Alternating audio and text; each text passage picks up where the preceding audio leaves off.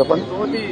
నాయకుడు జోగి రమేష్ ఇంటి మీద మళ్ళీ వెంటనే దాడి చేయడం, ఎన్ని దర్ ప్లాన్స్. ఇప్పుడు నా జోగి రమేష్ అమ్మటి రాంబాబు అని కదా, వాళ్ళ విధానమే వైలెన్స్ లోకి వెళ్లి భయపెట్టాలని ప్రయత్నం చేస్తున్నారు. జైల్లో పెడితే భయపడతాం అనుకుంటున్నారు, ఇళ్ల మీద దాడి జరిగితే భయపడతాం అనుకుంటున్నారు. భయపడ్డారు, నా పిల్లలు భయపడ్డారు, వాస్తవమే కాదని అంటలా. ఇంట్లోకి వచ్చి నా పిల్లలు నా మనవలు ఉన్నప్పుడు దాడి చేస్తే భయపడతారు ఎవరైనా. పోలీసులు ఏం చెప్పారు తెలుసా, మీకు ఆశ్చర్యపోతారు. సార్ మీరు పారిపోండి సార్, పారిపోండి సార్ అని చెప్పారు. రక్షించాల్సిన పోలీసులు ఆ గంగా వెంకటేశ్వర ఆయన తెలుగుదేశం ఆయన పారిపోండి సార్ అంటాడు. మీరు గోడ దిగి వెళ్తారా అని చెబుతున్నాడు నన్ను. గోడ దిగి వెళ్ళకంటే సావటం బెటరా అని చెప్పా. అది నువ్వే కదా దాడి చేస్తున్నావు చెప్పా. ఏంది ఇదంతా? అంతా చాలా వికృతంగా ఆటవిక రాజ్యంగా మీరు చేశారు. వీటన్నిటికీ ప్రజాస్వామ్యంలో అన్నిటికీ సమాధానం వస్తుంది ఒక రోజున. వాడికి తప్పనిసరిగా సమాధానం చెబుతాం. మీరు కేసులు పెట్టి భయపెట్టాలనుకున్నారు, భయపడం మరింత ధైర్యంగా ముందుకు సాగుతామని కూడా ఈ సందర్భంగా మరోసారి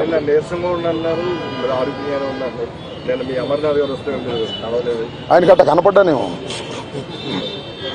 నేను నీరసంగా ఎప్పుడూ లేను, లోపల ఏది ఇబ్బంది పడలేదు. కాబట్టి బాత్రూమ్ దగ్గర జారి కొద్దిగా పడ్డాను. నాంత నేను ఎవరి తప్పు లేదు. ఆ బాత్రూంలు అన్నీ ఉంటాయి కదా, మనం అలా ఉన్నాయంటే జైల్లో ఎలా ఉంటాయి అలాగే ఉన్నాయి. దాని గురించి పెద్ద ఏమైనా షవర్ ఉందా? లేదు కదా. So I don't care all these things.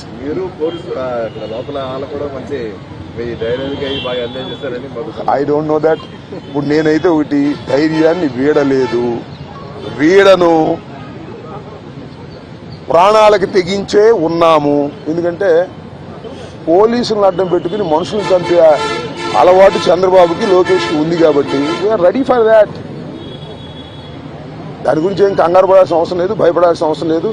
జైల్లో పెడితే భయపడిపోతాం అనుకునే పిచ్చి వాళ్ళు జైల్లో పెడితే మరింత ధైర్యంగా పోరాడతామనే విషయాన్ని తెలుసుకోవాలి అనేది నా భావన.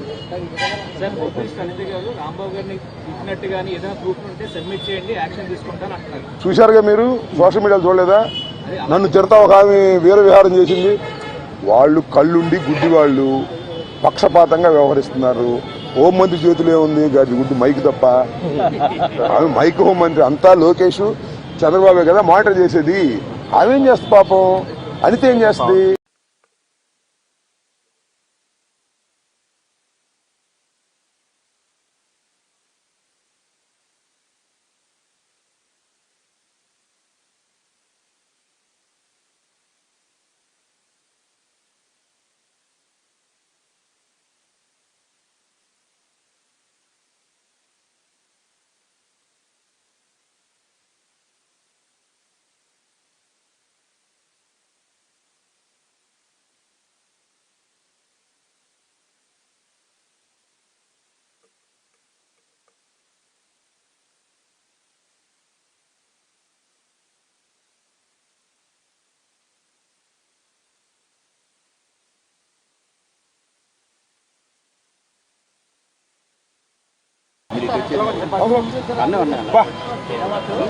పాత్రికా సోదరులందరికీ నమస్కారాలు.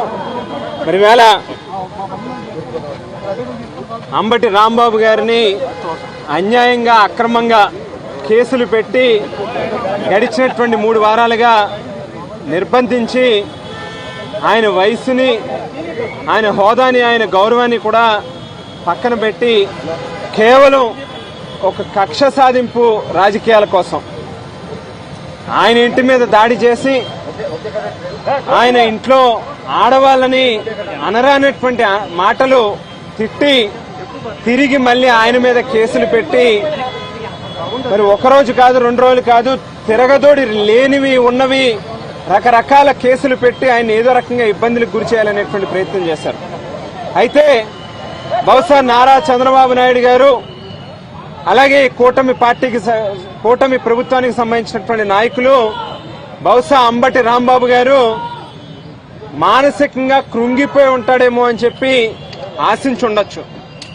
కానీ ఏదైతే జగన్మోహన్ రెడ్డి గారు చెప్పారో, ఒక పులిలాగా ఈవేళ సెంట్రల్ జైలు నుంచి బయటకు వచ్చి ఆయన ఒక్కొక్క అడుగు వేస్తుంటే మరొక పులిలాగా రెట్టించినటువంటి ఆత్మస్థైర్యంతో ఎక్కడ ఆయన ఏ రకమైనటువంటి తప్పుకి ఆయన తప్పు చేయలేదు కాబట్టి, ప్రజాస్వామ్యాన్ని నమ్మారు కాబట్టి, న్యాయ వ్యవస్థల్ని నమ్మారు కాబట్టి, డాక్టర్ బాబాసాహెబ్ అంబేద్కర్ గారు రాసినటువంటి రాజ్యాంగం పట్ల ఆయనకి నమ్మకం ఉన్నది కాబట్టే, తప్పు చేయలేదు కాబట్టే ఆయనకి అంత ఆత్మవిశ్వాసం పెరిగింది అని చెప్పి ఈ సందర్భంగా తెలియజేస్తా ఉన్నాం.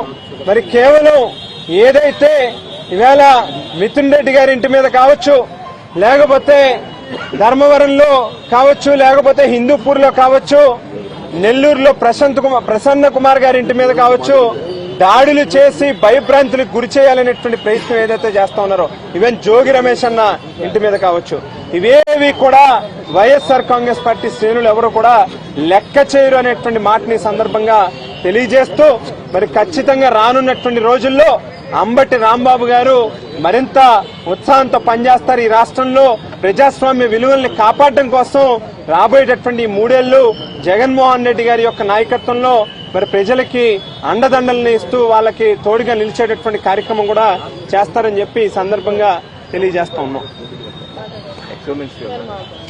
మీరు అయ్యాక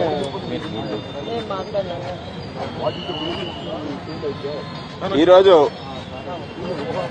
అంబటి రాంబాబు గారిని అత్యంత పాశవికంగా, ఆటవికంగా, అంటే ప్రజాస్వామ్యంలో ప్రజలెవరూ కూడా ఊహించని విధంగా ఆయన ప్రశ్నించినందుకు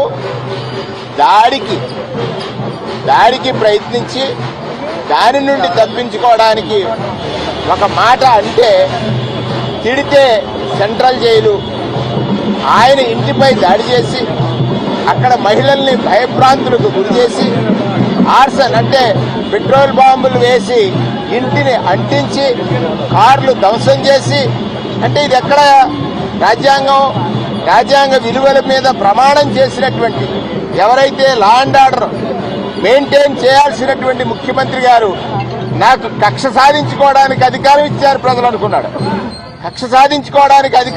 ప్రజలు అనుకున్నాడు. అంబటి రాంబాబు గారు చేసిన నేరం ఏమిటి? ప్రజాపక్షాన్ని ప్రశ్నించాడు.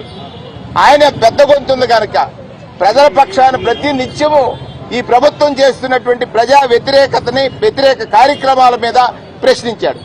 కానీ ఇవాళ దేవతా స్వరూపంగా న్యాయదేవతుంది ఆయనని ఒక కేసుకు వస్తే మళ్లీ పీటీ వారెంట్ వేయడం, ఎప్పుడో పురాతనమైనటువంటి కేసుల్ని వెలికి తీయడం, ఆయన్ని జైల్లో ఉంచాలని ఏకైక లక్ష్యంతో వారు చేసి పొందినటువంటి ఆనందం ఏంటైతే ఉందో, ఏం ఆనందం పొందారు? ఆయన 3 వారాలు జైల్లో ఉన్నాడు. కానీ ఆయన ఒక్కటి మాత్రం అంబటి రాంబాబు గారి మనోధైర్యాన్ని